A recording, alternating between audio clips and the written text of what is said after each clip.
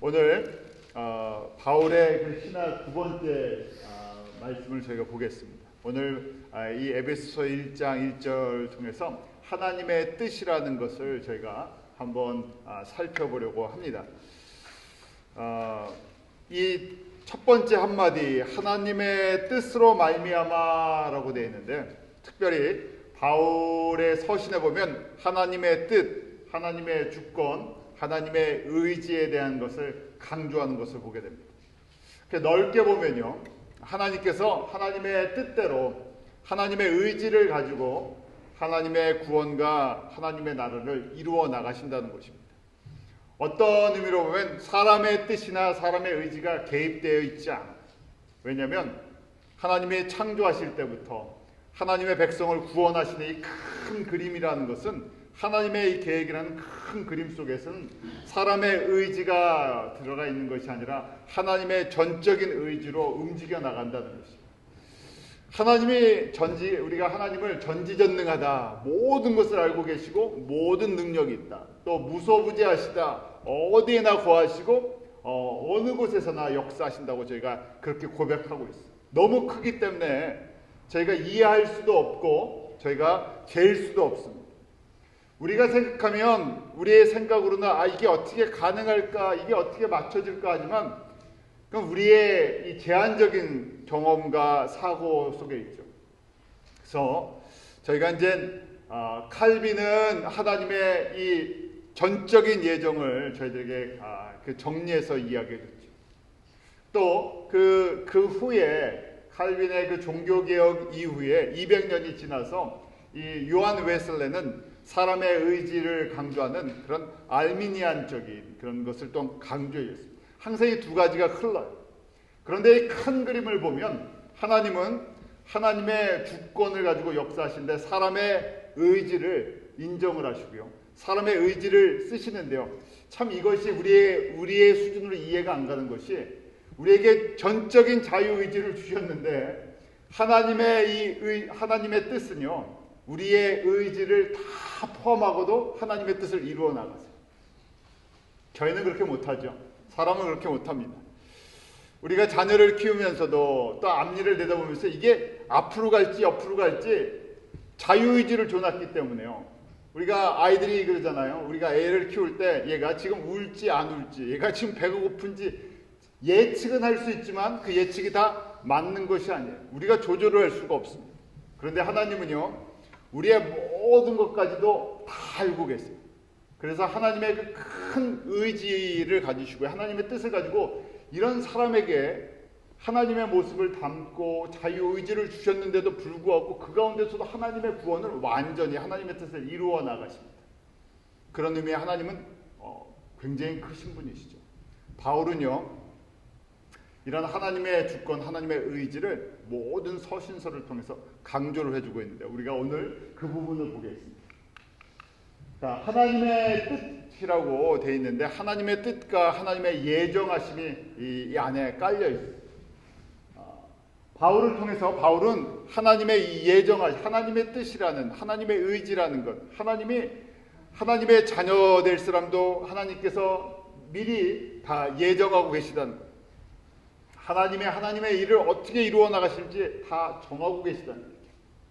그래서 바울이라는 한 사람을 하나님의 백성이 되게 하셨는데, 언제부터 바울을 하나님께서 택하여 주셨냐? 어머니의 태세부터, 태어나기 전부터, 창세 전부터 하나님께서 예정하신다는 얘기.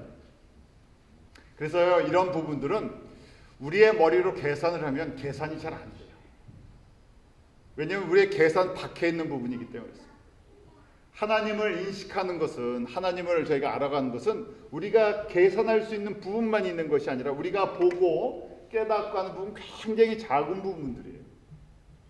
그래서 하나님께서 특별히 하나님의 사랑하는 사람들을 통해서 이 부분을 조금 더 많이 가르쳐 주시고요, 조금 넓혀 주셨어요. 저희로 듣게 만들어 주셨어요. 자, 바울이 어떤 사람보다 사실은 굉장히 많이 하나님에 대해서 알지만 자기가 아는 것을 자랑할 수가 없어요. 너무 하나님 앞에서는 너무 작은 부분이기 때문에. 그래서 이 부분, 저희가 이제 정리를 하는데요, 하나님의 뜻을 가지시고 하나님의 자녀를 선택하신다는 얘기예요.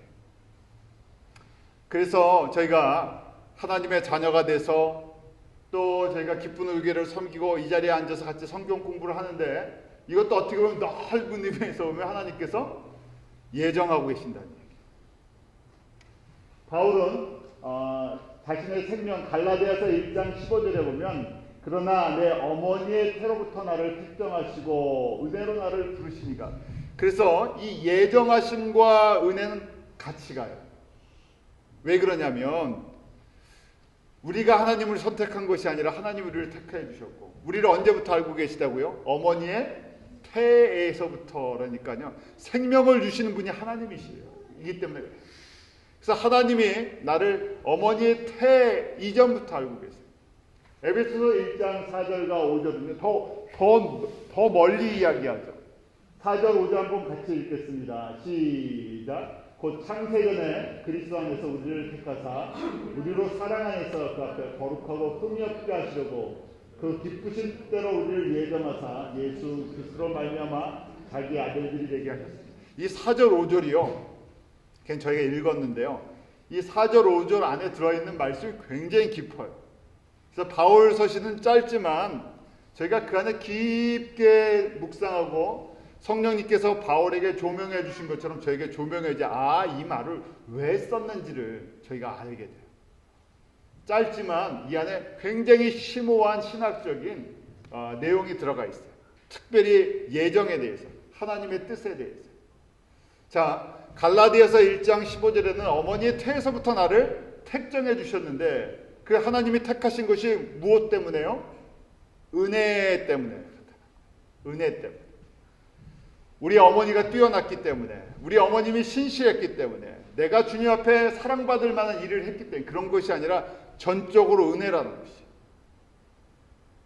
하나님께서 한국 사람에게 예수 그리스도의 복음을 듣게 하시고 그 중에서 또 우리 부모님 세대가 될 수도 있고요. 내 세대에 처음 복음을 들은 사람들, 마찬가지로 그것이 하나님의 전적인 사랑 가운데 택하신 선물이라는 것이에요. 받을 만한 자격이 없는 사람들이라는 것이에요. 4절 말씀을요, 저희가 보면 창세전에 그리스도 안에서 우리를 택하여 주셨다. 창세전에 우리를 택해 주셨다 그랬죠. 그런데 누구 안에서요? 그리스도 안에서. 이게 그러니까 우리를 하나님의 자녀로 이 자리에 내가 예수를 믿게 하고 이 자리에 서게 해주셨는데 이걸 언제 정하셨다고요? 창세전에. 그런데 이 창세전에 우리를 그리스도 예수 안에서 하나님의 자녀가 되는, 그리스도 안에서 저희가 십자가의 그 보혈로 말미암아 죄사함을 받고 내가 예수를 그리스도라고 고백하는 이 모든 것까지 언제 계획하셨다고요? 창세전에.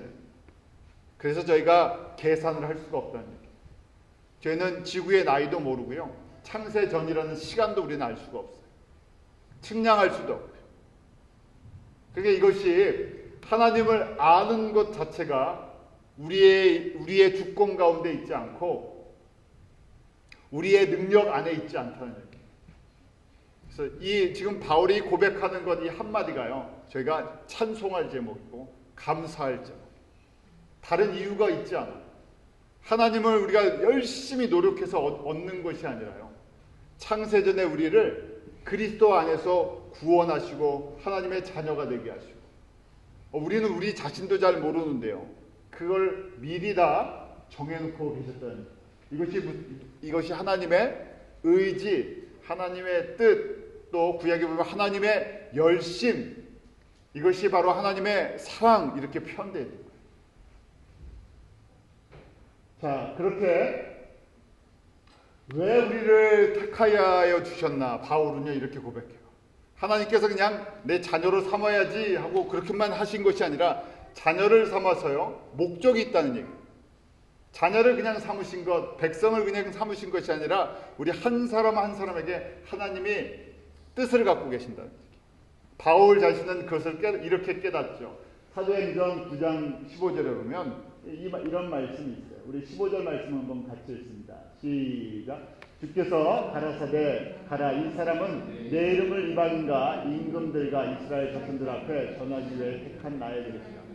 아나니아를 통해서, 아나니아라는 분을 통해서 하나님께서 바울을 택하셨는데 그냥 바울을 택하신 것이 아니라 이런 뜻을 갖고 하나님의 의지를 갖고 택하여 주셨다는 것이죠.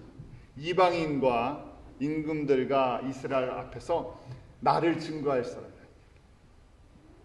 저희가 어떤 일을 하느냐, 그것이 세상에서는 내가 어떤 직장 다니느냐, 어디 사느냐에 따라 크고 성공했다 이렇게 표현하는데요.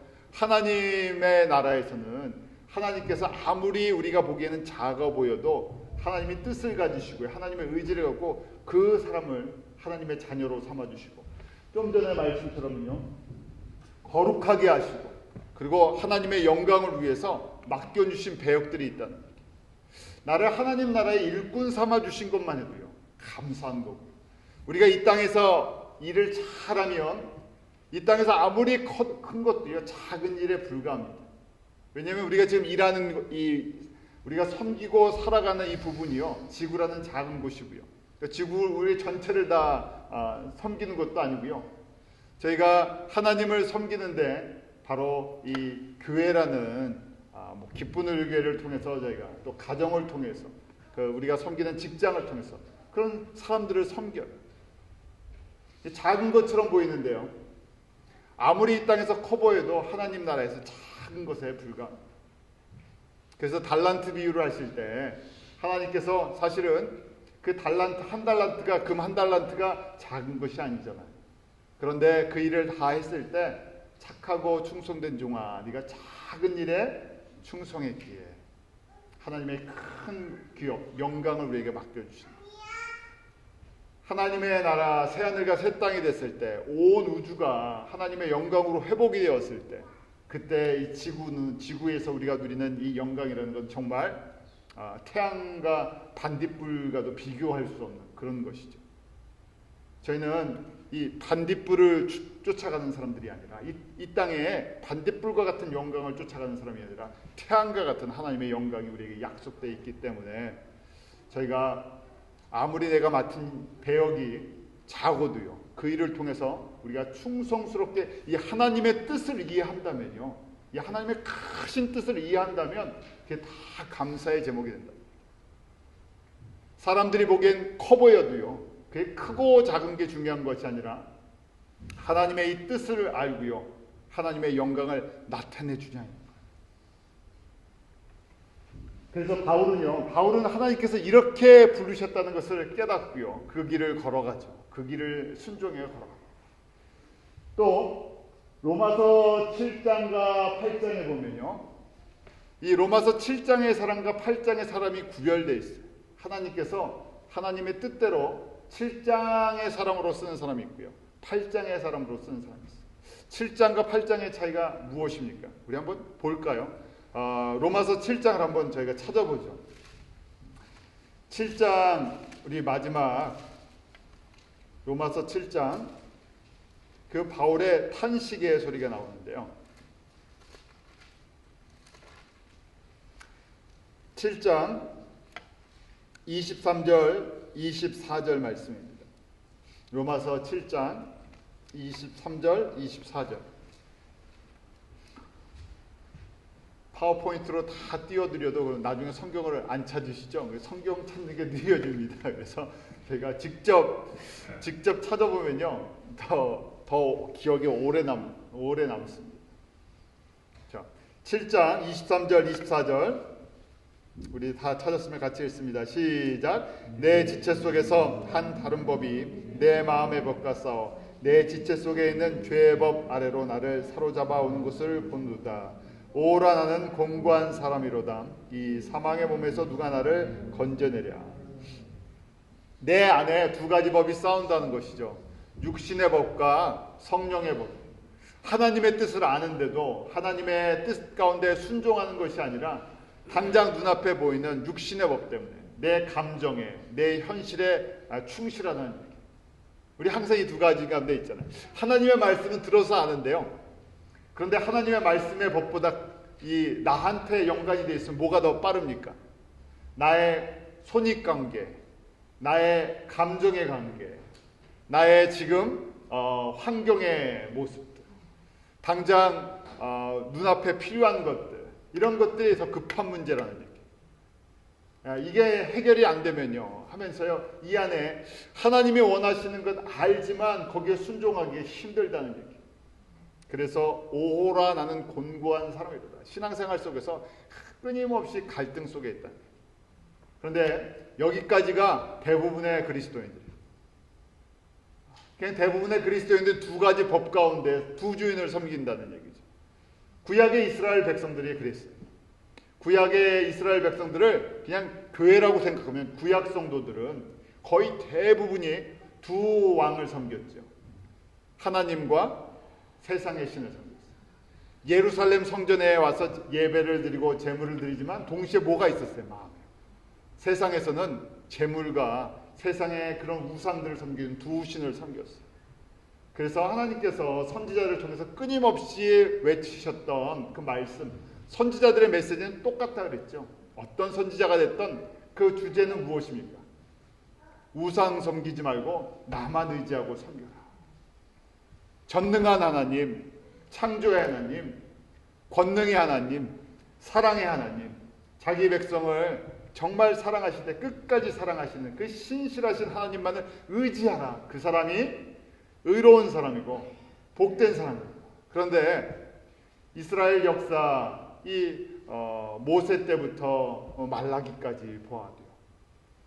예수님 당시까지 그 수많은 세월 동안에 믿음의 사람들은 항상 소수였어요. 끝까지 우상 숭배에서 회개하고 돌이키고 하나님만 사랑하는 사람들은 소수였고 하나님께서 그래서 주변의 나라를 통해서 때려보시기도 하고 또 징계도 하시고 야단도 치시고 고생도 시키시는데 그 중에 항상 소수의 사람만 이 하나님의 크신 사랑과 은혜 가운데 주님만 사랑하겠습니다 하고 순종하고 대부분 사람들은 그 맞을 때만 잘못했습니다 그러고 나서는 또다시 우리가 세상에 사는데 이걸 어떻게 의지하지 않습니까 하는 이 두 법을 섬겨가는 것이에요. 그래서 이 하나님의 이 바울이 이렇게 쭉 보니까요 7장의 사람이 있고 8장의 사람이 있다. 8장의 사람은 무엇입니까? 8장 2절에 보면 이는 그리스도 예수 안에 있는 생명의 성령의 법이 죄와 사망의 법에서 너를 해방하였습니다. 쉬운 얘기로요. 성령의 법. 내가 이제 하나님의 말씀만을, 내가 이제 하나님만 사랑하고 다른 걸 의지하지 않겠습니다 하는 그 은혜를 받아가는 사람들이 있다는 거예요. 내가 두 왕을 섬기면 몸이 찢어질 것 같은데요.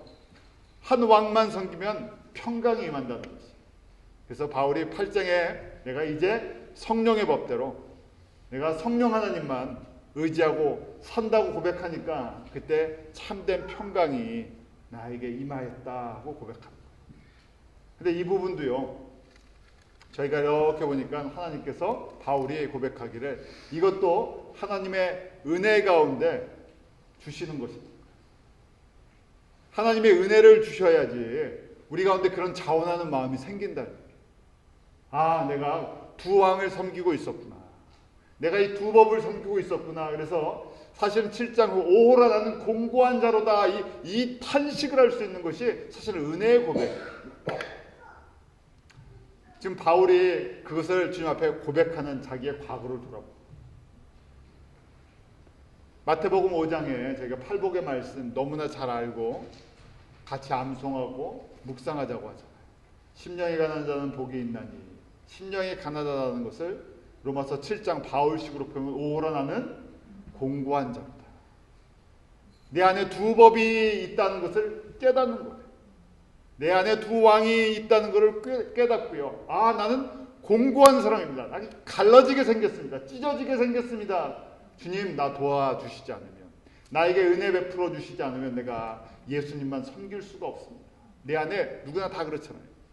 두 법이 두 왕이 존재하고 있다는 것을 고백하는 거예요. 그 다음에 애통하는 것이 오호라 공고한 사람이다. 그 애통함을 통해서요. 이제 내가 성령의 이 생명을 주시는 성령의 법에 따라서 은혜의 법에 따라서 과거의 율법이 아니라요. 예수 그리스도의 십자가의 은혜 가운데 살아가는 그 고백을 할 수 있다. 근데 이 부분이 뭐라고요? 하나님의 전적인 주권과 의지와 뜻 가운데 있다.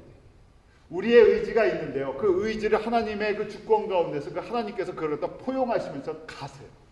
그러니까 크다 그러는 거예요. 하나님은 정말 크신데요. 우리에게 자유의지를 허락해 주셨는데도 불구하고 그 너머에는 하나님의 주권이 다 흘러간다는 얘기예요.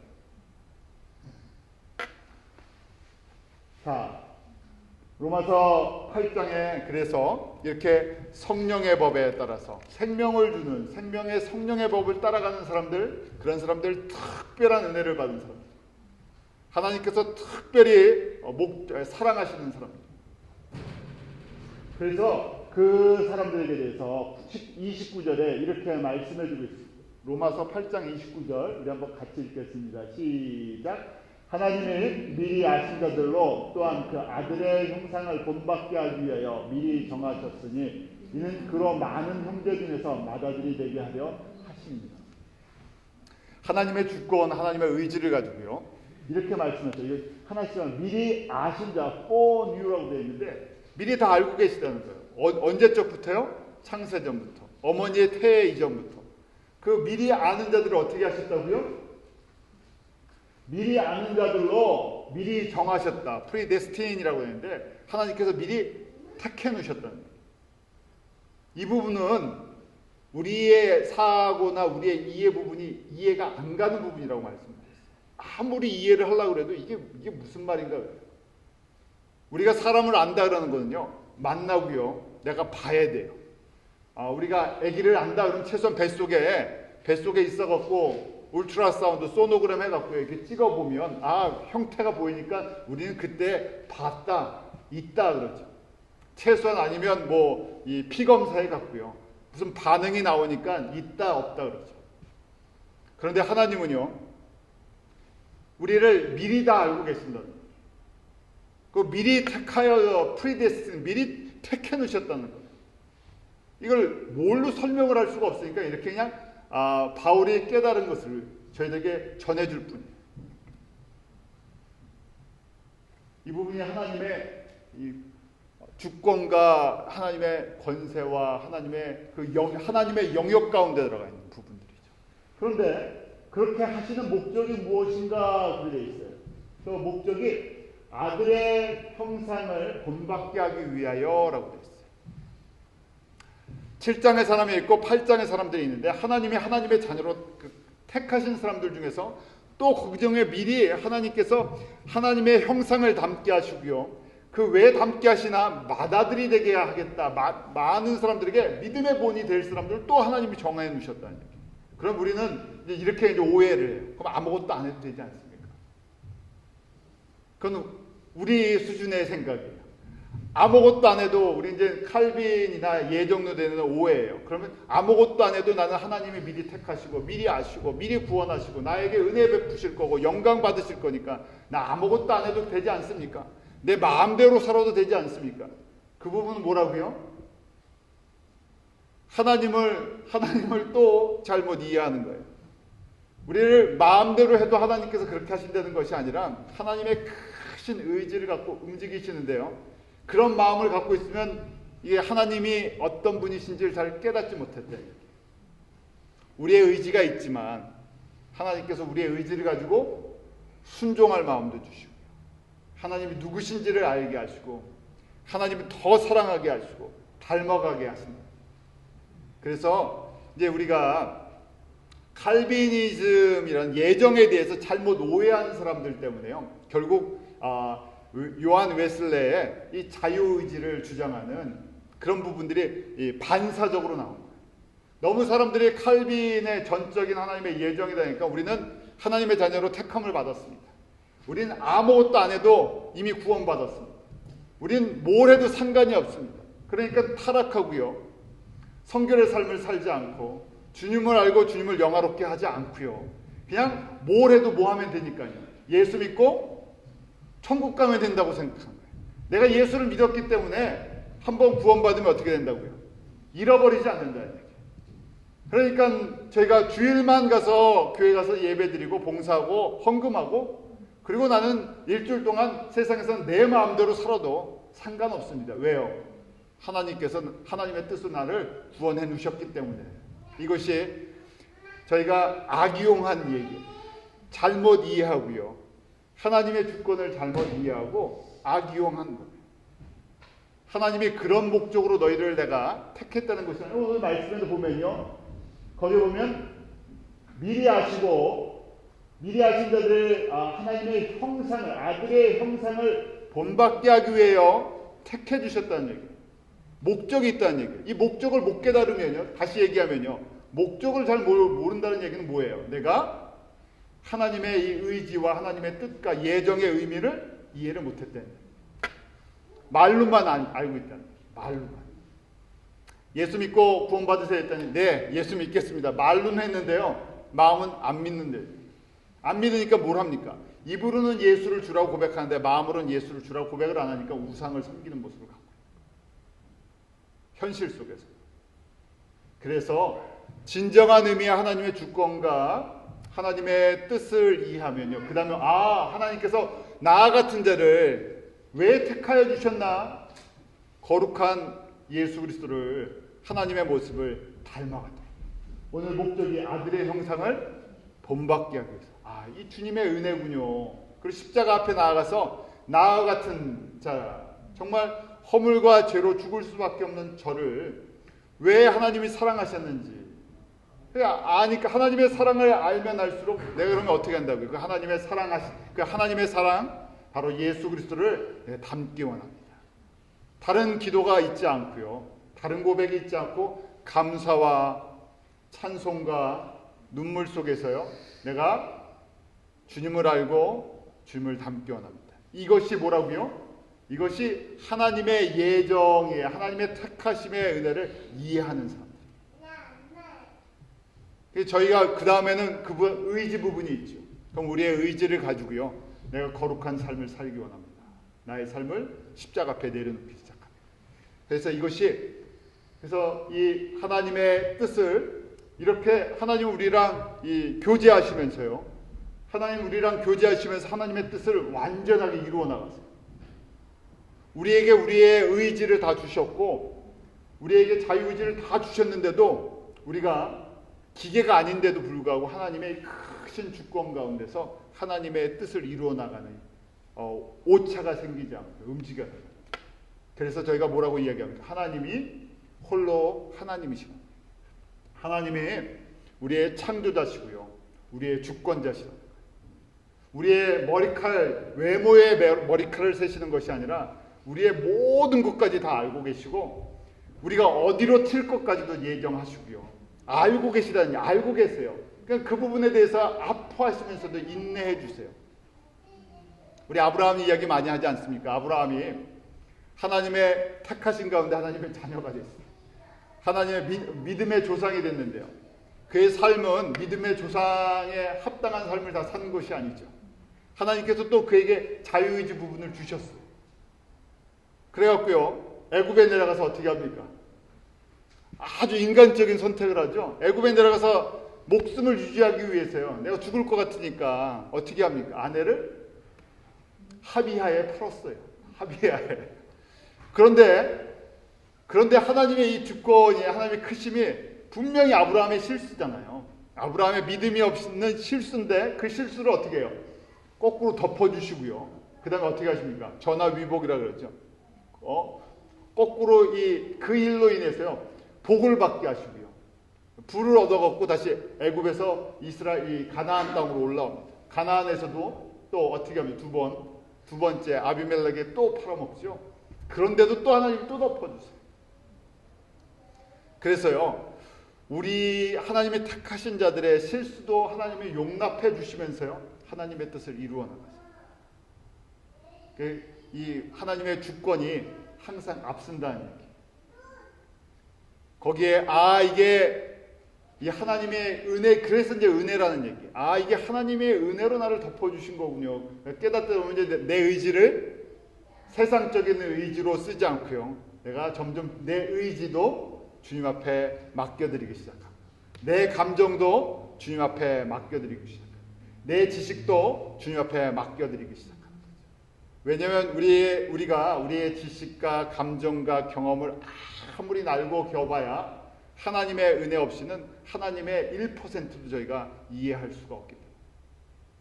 그래서 결론적으로 하나님께서 하나님의 뜻을 가지고 하나님의 의지를 가지시고 나를 미리 아셨고 나를 택해 주시고 나를 통해서 예수님 알게 하시고 예수님 닮아가게 하시고 사랑하게 하시고 그리고 마지막으로 뭐라고 되어 있습니까? 많은 형제들 중에서 맏아들이 되게 하시겠다. 믿음의 조상처럼 저희들을 통해서 많은 사람들이 예수 그리스도를 그 예수 그리스도 앞에 인도할 수 있는 그런 믿음의 통로로 구원의 통로로 저희를 아브라함과 이삭과 야곱과 같이 또 요셉과 같이 그렇게 사용하시려고 하나님께서 정하신 사람들이 있다는 얘기. 그냥 감사하라는 얘기죠. 자, 왜 이렇게 하셨나? 8장 30절에 왜 우리를 미리 하시고 또 그 택하여 주시고 아들을 닮게 하셨는지 30절에 나오죠. 우리 30절 말씀 다시 한번 읽습니다. 시작. 또 미리 정하신 그들을 또한 부르시고 부르신 그들을 또한 의롭다 하시고 의롭다 하신 그들을 또한 영화롭게 하셨느니라. 바울은 굉장히 이 바울의 서신서는 논리적으로 되어 있어요. 그러니까 우리가 가만히 그 부분을 보면요 정리가 잘 되어 있습니다. 바울 자체가 그 부분들을 우리에게 잘 정리해주고 있어요. 성령의 조명하심을 따라서요 우리가 이해할 수 있는 범위까지 우리가 하나님의 은혜 가운데 우리 수준으로 이해할 수 있는 범위까지 잘 정리해주고 있어요. 자, 여기 보면 순서가 있죠. 미리 정하신 그들이라고 되어 있어요. Those he predestined, 미리 하나님의 자녀로 택하신 자들이 있는데요. 그 사람들을 어떻게 하셨다고요? 불러주셨다고. 그러니까 하나님이 택하신 자, 이건 저희가 하면 불공평합니까? 공평합니까? 하나님이 이 unfair, 하나님이 공평치 않습니다고 이야기할 수 있어요. 그러면 애초부터 구원이라는 것 자체가요 공평하지 않은 거예요. 공평하면 어떻게 된 겁니까? 하나님의 의, 하나님의 이 정말 justice, 하나님이 공평하다 하면 어떻게 돼요? 하나님은 공평하신 분이세요. 하나님은 공이 한 손에는 의의가 있으시고 하나님 한 손에는 사랑이 있으시죠. 사랑이 없고요. 하나님께서 전적으로 만약에 의의가 앞선다 그러면 우리가 공평을 따져서 이거 unfair 맨날 그런 얘기 하잖아요. 이거 정말 공평치 않다. 정말 그러면 공평한 대로 하면 어떻게 돼요? 다 죽은 거예요. 살 소망이 없어요. 하나님을 알 수 있는 기회도 없습니다. 왜냐하면 우리가 다 누구의 후손이기 때문에요. 첫 번째 아담, 범죄한 아담, 하나님을 떠나버렸던 아담의 후손들이기 때문에 우리는 죄 가운데서 태어나서 하나님을 알지도 못하고 하나님을 영화롭게 하는 것이 무엇인지도 알지 못하며 결국 이 세상에서 살다가 세상의 왕이 누군지도 몰라요. 속아갔고요. 세상을 다스리는 왕인 마귀의 정체도 알지 못하고 그렇게 살다가 정말 공평하게 다 어디로 가야 됩니까? 죽어서 다 지옥 갈 인생. 그게 공평한 거예요. 왜냐하면 죄의 삭은 사망이기 때문에. 공평하게 누구나 한번 태어나면 어떻게 됩니까? 다 죽어요. 죽은 이에는 누구나 다 심판을 받고 다 지옥으로 가게 됐어요. 이게 공평이에요.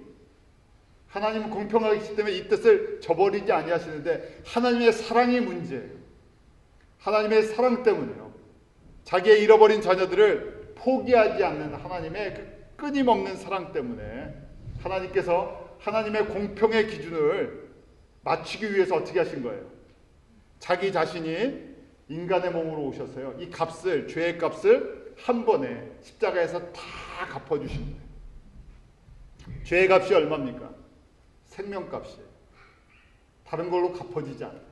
깨끗한 완전한 생명을 드려야 되는데 그 생명의 주인이신 하나님께서 인간의 몸으로 오셨어요. 내가 죄의 값을 다 치러주셨어요.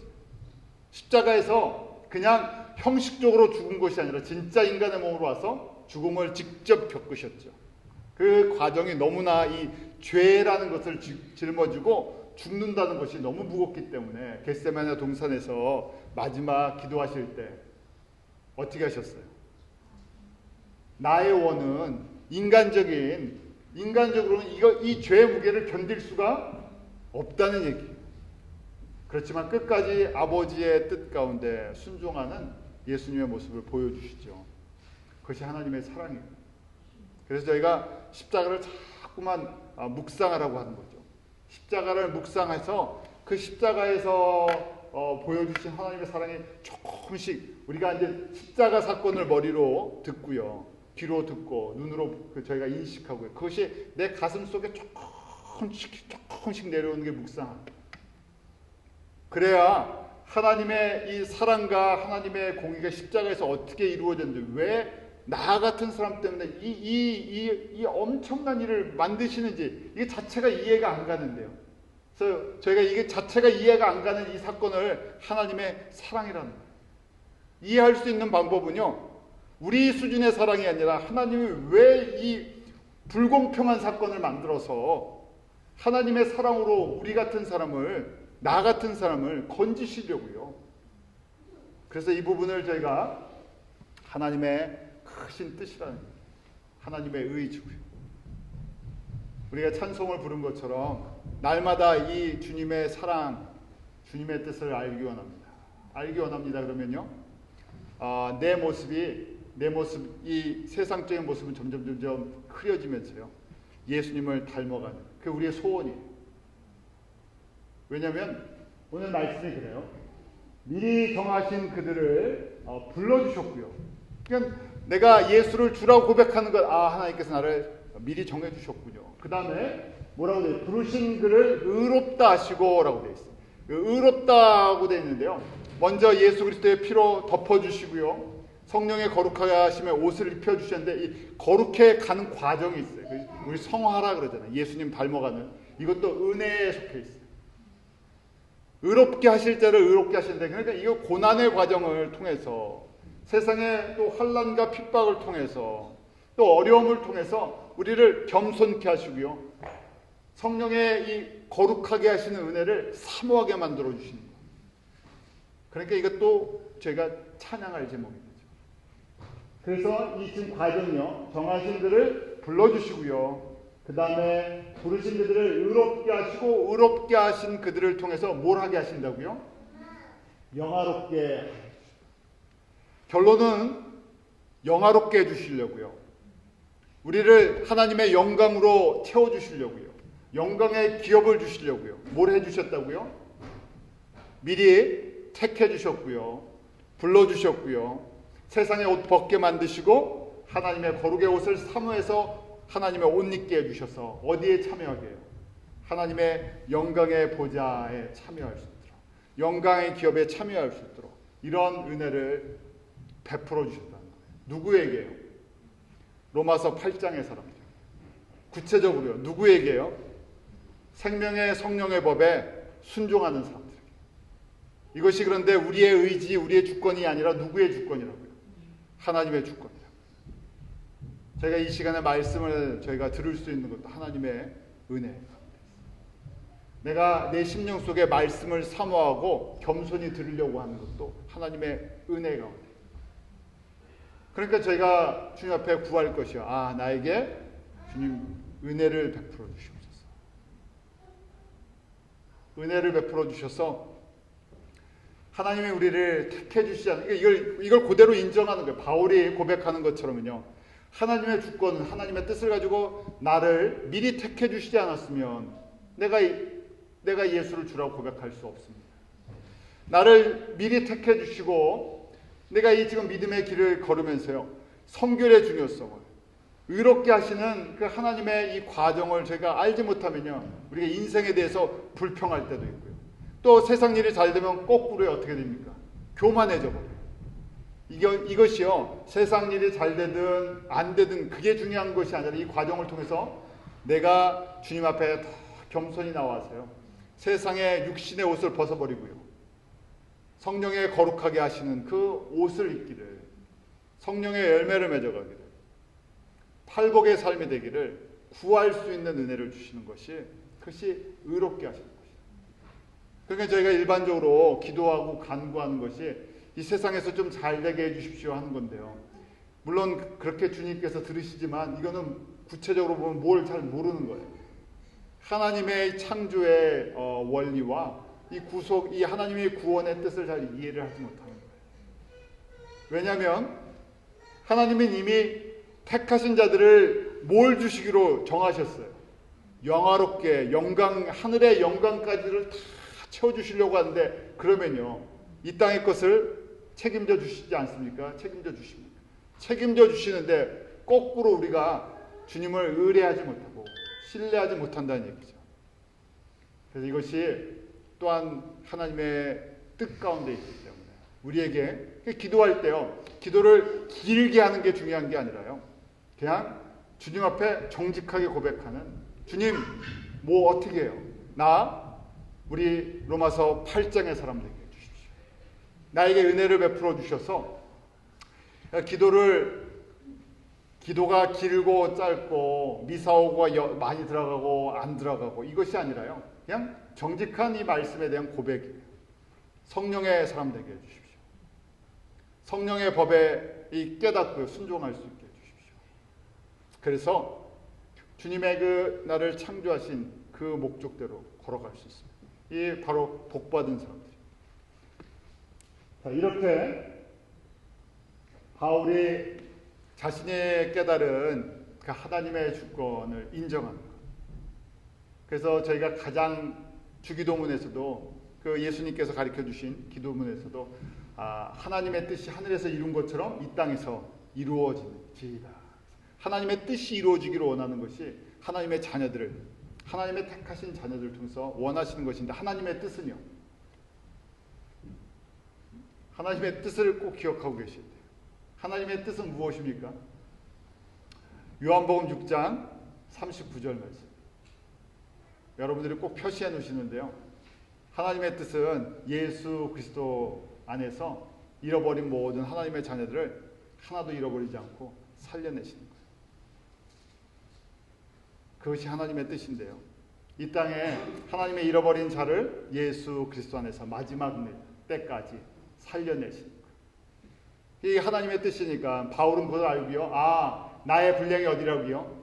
이방인과 모든 왕들과 이스라엘 앞에서 그 예수 그리스도를 증거하는 것이고, 저희도 마찬가지죠. 우리에게 맡겨주신 분량대로 저에게 그 예수가 그리스도인 것을, 하나님의 그 뜻이 이루어지기를 위해서 우리의 삶을 주님 앞에 맡기는 거예요. 주님이 사용하시는 거예요.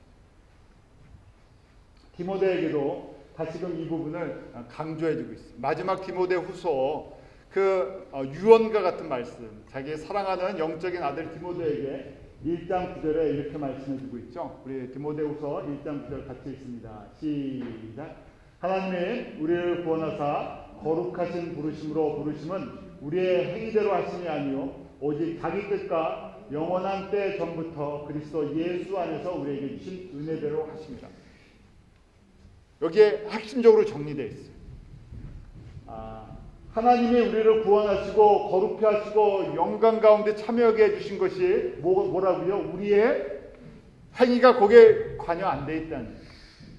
우리의 행위 때문에 이렇게 하신 것이 아니라 우리가 행위에 있기 전부터, 우리가 의지가 있기 전부터 하나님의 뜻과 하나님의 그 계획 속에서 하나님의 의지를 갖고 하신 것이라는 거예요. 그런데 이것을 누구 안에서 이루시려고요? 예수 그리스도 안에서 이루신다는 거예요. 하나님의 뜻은 꼭 누구를 통해서 이루어져요? 예수 그리스도입니다. 그래서 하나님의 뜻으로 말미암아 그리스도 예수 안에서라는 말이 이렇게 표현이 되어 있는 거예요. 하나님의 뜻은 누구 안에서 이루어진다고요? 예수 그리스도 안에서. 그래서 저희가 예수 그리스도가 누구신가 하는 것을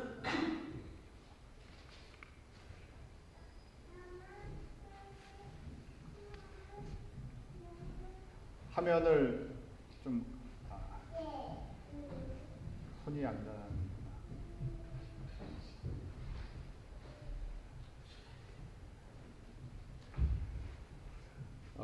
예수 그리스도 안에서 되어 있는데요. 자, 예수 그리스도 그 이름 안에 하나님의 비밀이 있기 때문에요. 첫 번째, 예수 그리스도는요, 창조자세요. 우리가 예수님을 인식할 때, 이제 예수님을 인식할 때요, 우리가 예수 그리스도가 나의 주 나의 하나님이라고 하잖아요. 예수를 인식할 때 예수는 온 우주 만물의 창조자시고 통치자세요. 왜냐하면 요한복음 1장 3절 4절에 이렇게 기록이 되어 있죠. 우리 요한복음 1장 3절 4절 같이 읽습니다. 시작. 만물이 그로 말미암아 지은 바 되었으니 지은 것이 하나도 그가 없이는 된 것이 없느니라. 그 안에 생명이 있었으니 이 생명은 사람들의 빛이라. 만물이 그로 말미암아 지은 바 되었다. 예수 그리스도 안에서 모든 것이 창조되었다는 것이에요. 저와 여러분도요. 누구 안에서요? 예수 안에서. 하늘에 지금 저희가 이 바깥에 나가면 요새 이제 한참 봄 기운이 있죠. 새와 나무와 풀과 들에 있는 모든 것도 누구 안에서요? 예수 안에서 창조돼요. 그러니까 예수님이 나의 누구시라고요? 창조자세요. 온 우주 만물의 모든 눈에 보이는 우리가 지금 느끼고 바라보는 모든 거에 창조자세요. 그분이 누구세요? 예수님이 나와 어떤 관계세요? 나의 주님이시고요. 나의 하나님이세요.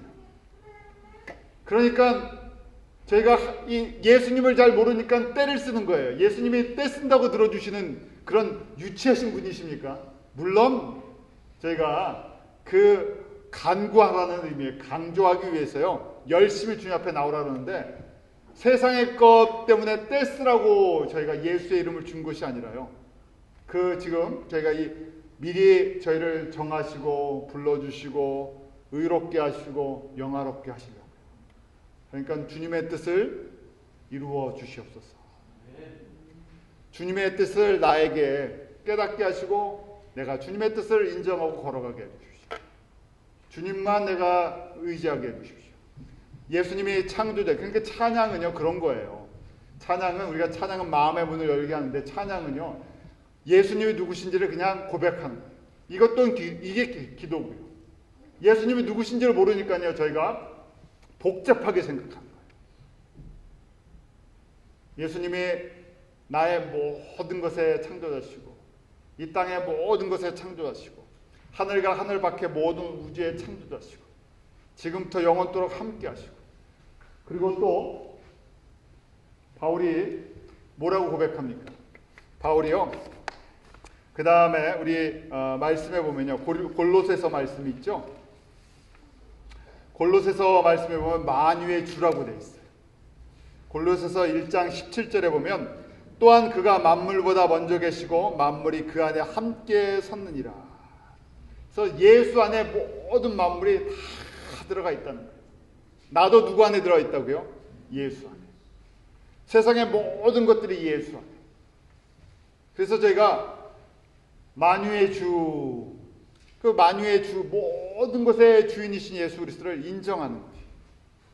또 저희가 세 번째 예수라는 이름을 주셨죠. 예수라는 이름 속에도 하나님의 뜻이 들어가 있어요.